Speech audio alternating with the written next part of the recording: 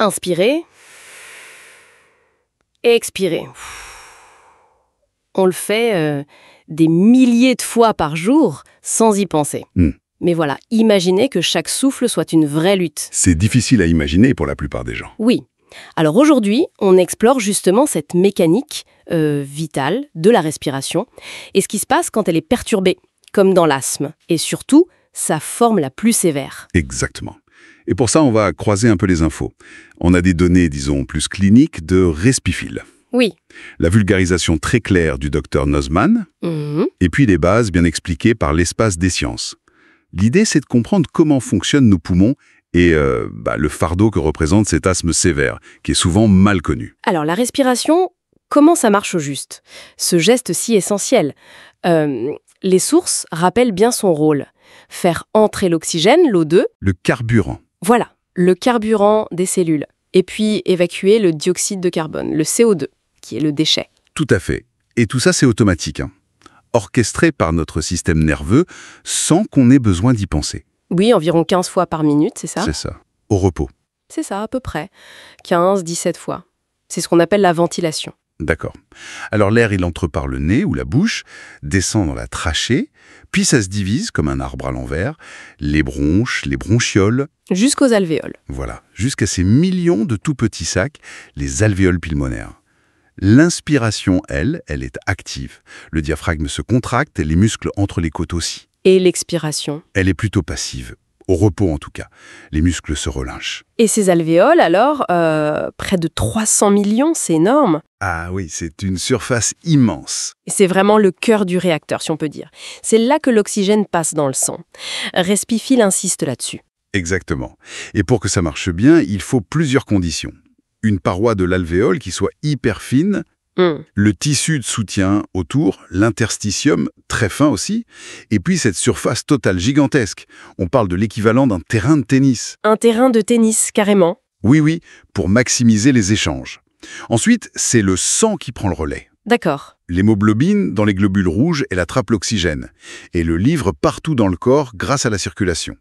C'est le cœur gauche qui pompe ce sang oxygéné. Et pour le retour ? Le CO2, le sang le ramène des cellules jusqu'au poumon, cette fois via le cœur droit, pour qu'on puisse l'expulser en expirant.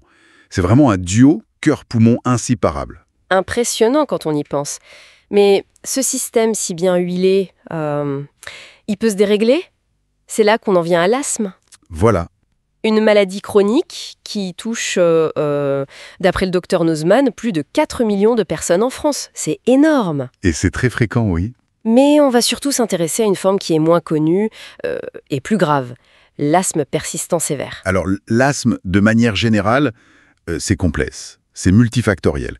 Il y a une part de génétique, d'hérédité, oui. Mais les facteurs environnementaux sont cruciaux. Le tabac, la pollution, les allergènes, acariens, pollen, poils d'animaux, etc.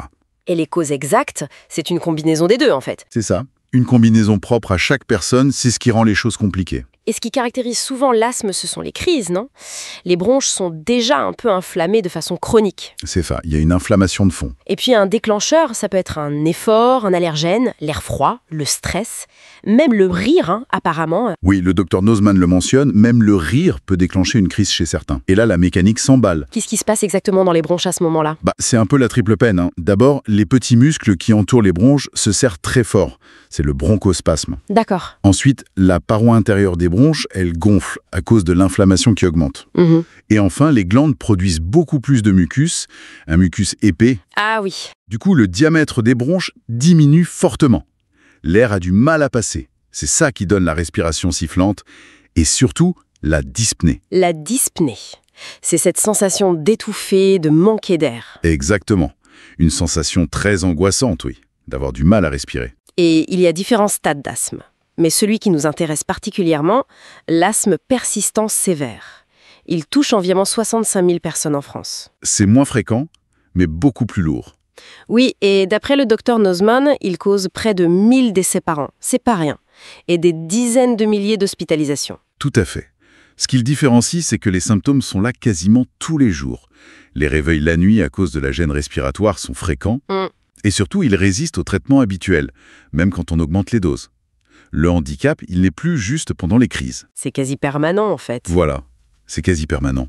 Ça limite beaucoup les activités et ça expose à des crises qui sont souvent plus fréquentes, plus graves et plus difficiles à contrôler. Et l'impact sur la vie de tous les jours. Les sources décrivent quelque chose de vraiment profond. Ah oui, c'est majeur. L'essoufflement constant, la fatigue qui s'installe, parfois l'isolement social parce qu'on a peur des déclencheurs ou qu'on est juste épuisé. Oui, éviter les sorties, les interactions. Des gestes simples comme monter un escalier, faire ses courses, ça devient une épreuve. Tout à fait. Et certaines personnes adaptent tellement leur vie, elles réduisent tellement leurs activités, qu'elles finissent par presque masquer la gravité de leur état. Elles sous-estiment le manque de contrôle. Oui, ou l'entourage le sous-estime. C'est un vrai problème pour la prise en charge. Et à long terme, il y a des risques si ce n'est pas bien contrôlé. Oui, absolument. Le risque principal, c'est ce qu'on appelle le remodelage bronchique. En gros, la structure même des bronches se modifie. Ah bon? Elles deviennent plus épaisses, plus rigides, moins capables de se dilater correctement. Et ça peut être irréversible. D'accord. Et ça augmente le risque de complications, de déclin de la fonction respiratoire plus rapide et aussi de surmortalité. Donc c'est crucial d'avoir un bon diagnostic, un bon suivi. Indispensable. Un suivi par un spécialiste et l'accès aux traitements plus récents qui heureusement progressent. La recherche avance. Et il faut souligner aussi le rôle essentiel des associations de patients. On voit bien que derrière ce simple acte de respirer, il y a une mécanique incroyable, mais qui peut être très fragile pour certains. Oui. L'asthme sévère, ça transforme vraiment cette fonction vitale en un défi de chaque instant. C'est un fardeau, mais on comprend de mieux en mieux. Oui, et ça pose une question, je trouve, assez intéressante. Finalement, comment cette expérience vécue, cette adaptation constante à une difficulté qu'on ne voit pas forcément de l'extérieur, comment ça redéfinit la notion de respiration normale? Et même, plus largement, la qualité de vie. C'est une réflexion sur la résilience, au fond, face à quelque chose d'essentiel qu'on croit acquis, mais qui pour certains, ne l'est jamais vraiment.